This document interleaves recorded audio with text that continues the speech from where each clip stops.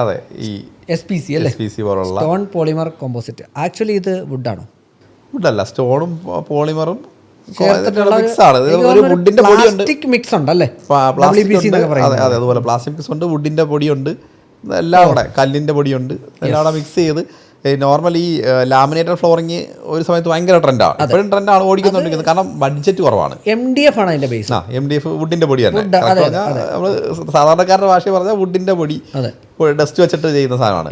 അപ്പോൾ അതിൽ നിന്ന് ക്വാളിറ്റി എങ്ങനെ, ഇപ്പോൾ എന്ത് പ്രോഡക്റ്റ് ഇറങ്ങിയാലും അതിൽ അടുത്ത വരുന്ന പറഞ്ഞാൽ അതിനകത്തുള്ള ഇഷ്യൂസ് ഫൈൻഡ് ഔട്ട് ചെയ്യുന്നു, പ്രശ്നങ്ങൾ വരുന്നു, മാർക്കറ്റ് ഇഷ്യൂസ് വരുന്നു. അപ്പോൾ അതിൽ നിന്ന് ആ ഇഷ്യൂ എങ്ങനെ സോൾവ് ചെയ്യാം, അങ്ങനെയാണ് അടുത്ത പ്രോഡക്റ്റ് വരുന്നത്.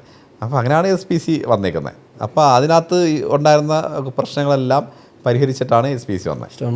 അപ്പോൾ അതിനകത്ത് കുറച്ചുകൂടെ ഡ്യൂറബിലിറ്റി വന്നു, വാട്ടർ അബ്സോർപ്ഷൻ അല്ല, വാട്ടർ റെസിസ്റ്റൻസി കൂടി.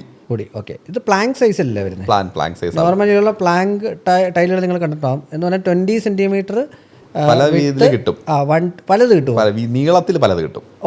ഓക്കെ, 120 തൊട്ട് മേളിലോട്ടുണ്ടെന്ന് തോന്നുന്നു. വിത്ത് എനിക്ക് തോന്നുന്നു 15-ഓ 20-ഓ എന്താ വിത്തിൽ വേരിയേഷൻ ഇല്ല, നീളം പലതിൽ കിട്ടും. പിന്നെ എനിക്ക് തോന്നുന്നു ഒരു lock and key mechanism, lock ചെയ്ത് അടിയിൽ ഫോം ഷീറ്റ് ഇട്ടിട്ട് ലോക്ക് ചെയ്ത് പോവുക. അതും ഇതുപോലെ നോർമലി പ്ലാസ്റ്റർ ചെയ്യണം, പ്ലാസ്റ്റർ ചെയ്തിട്ട് അതിൻ്റെ മേളിൽ ഫോം ഷീറ്റ് ഇട്ട്. ഇത് കോസ്റ്റ് വെച്ച് നോക്കുമ്പോൾ കൂടുതലാണ്, ടൈലിൽ വെച്ച് നോക്കുമ്പോൾ കൂടുതലാണ് ഒബ്വിയസ്ലി.